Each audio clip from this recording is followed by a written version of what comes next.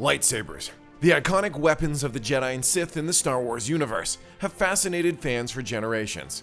But beyond the famous forms like Soresu and Ataru, there are secret and forbidden lightsaber combat techniques that few have mastered, and many fear.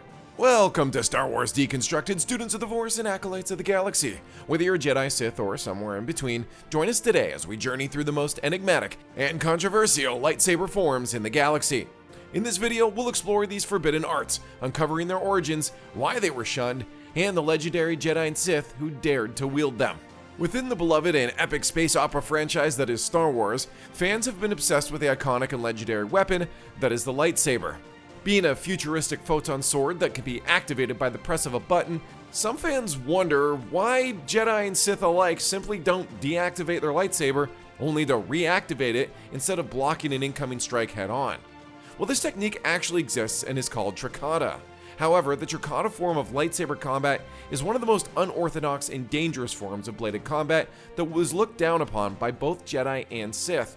In Star Wars Legends, Trakata was categorized as a lightsaber form outside the main 7 forms, alongside other lesser-known and dangerous techniques, such as Dunmok and telekinetic lightsaber combat.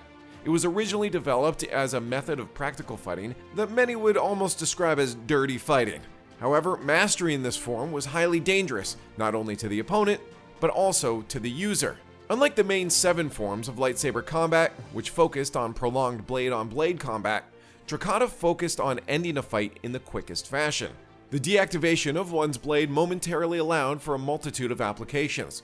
It could be used to slip through an incoming attack, and then allow the user to counterattack. This specific technique is called Pass the Blade. Other techniques include Unbalancing Block, which requires the user to clash blades with their opponent, only to deactivate their blade, to leave their opponent open to an attack, and Flash Slash, which involves lengthening and shortening one's blade to create confusion. Trakata was most effective when paired with another form of lightsaber combat, Jarkai, or dual-wielding lightsabers. This can be seen in Jedi Battle Master Chaos and Darch's duel against both Sith warrior Vindikin and his apprentice Malgus. During this battle, Darch employs a Trakata maneuver to deliver a fatal blow to Vindikin. However, Trakata is also easily as dangerous with a single blade, which is demonstrated in Cal Kestis' fight against his second sister in Star Wars Jedi Fallen Order. However, these are rather rare instances where Jedi have used Trakata, as the Jedi Order frowned upon the technique due to its nature as a quick and efficient style clashed with their beliefs against using such underhanded tricks. However, just because the Jedi scorned Trakata doesn't make the form any more popular with the Sith. The Sith also look down upon the form, but not for the same reasons as the Jedi. Unlike the Jedi's view on fair play, the Sith believed that Trakata was a coward's way of fighting. Since the Sith drew their power from their passion, and their blade was an extension of their passion, one cannot fight properly without the use of their blade. However, this didn't stop Sith apprentice Tahiri Vela from using this technique against Ben Skywalker. 6 there were for generations of Jedi. The 7th is not well known. Powerful form it is, deadliest of all, but dangerous it is, for its master as well as its opponent. Few have studied. One student alone to mastery has risen. That's a quote from Jedi Master Yoda, master of Juyo, and you're welcome for not trying to imitate him. The aggressive Juyo form, also known as Form 7, is the most difficult and demanding of all lightsaber forms. It's not something you'd learn in your average Jedi training session. Only high-level masters of multiple forms can achieve and control this discipline, which can lead to fantastic power and skill. Form 7 employs bold, direct movements, more open and kinetic than Form 5, but not as elaborate in appearance as the acrobatic Form 4. Unlike Form 5, Form 7 requires greater energy because the focus is wielded more broadly, drawing upon a deeper well of emotion. While the outward bearing of a Form 7 practitioner is one of calm, the inner pressure moves towards explosion. And unlike the graceful, linked movement sequences of Form 4, Form 7 tactics overwhelm opponents with seemingly unconnected staccato sequences.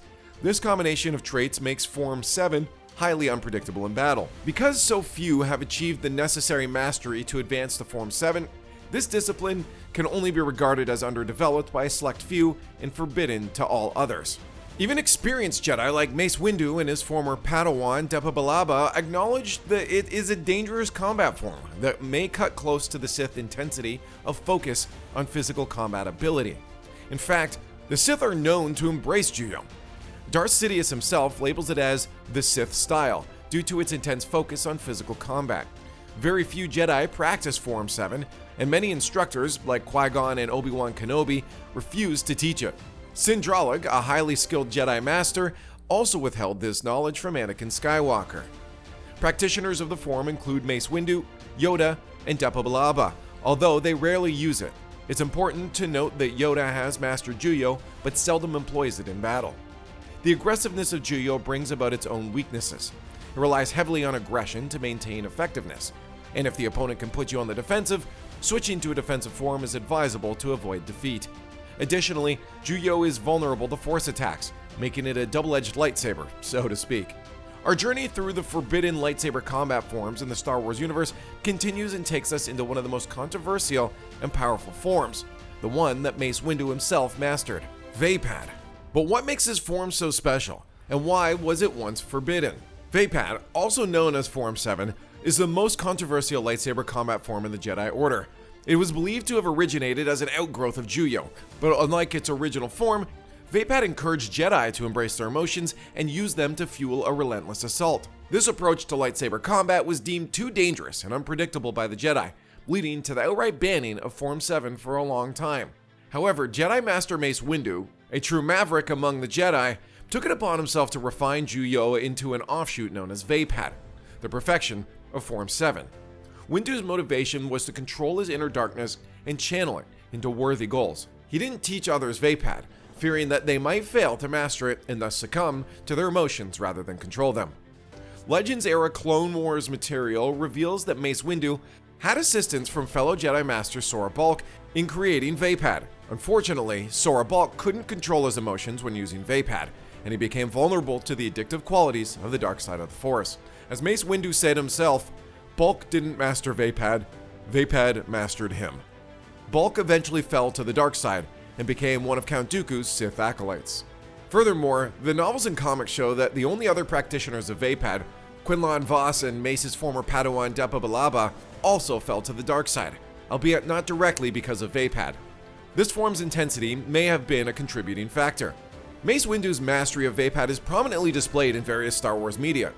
He took on the Mandalorian bounty hunter Jango Fett in Star Wars Episode 2, Attack of the Clones, and fought hordes of separatist battle droids. His epic duel against Darth Sidious in Star Wars Episode 3, Revenge of the Sith, showed how Vaapad allowed him to go toe-to-toe with one of the most powerful Sith Lords.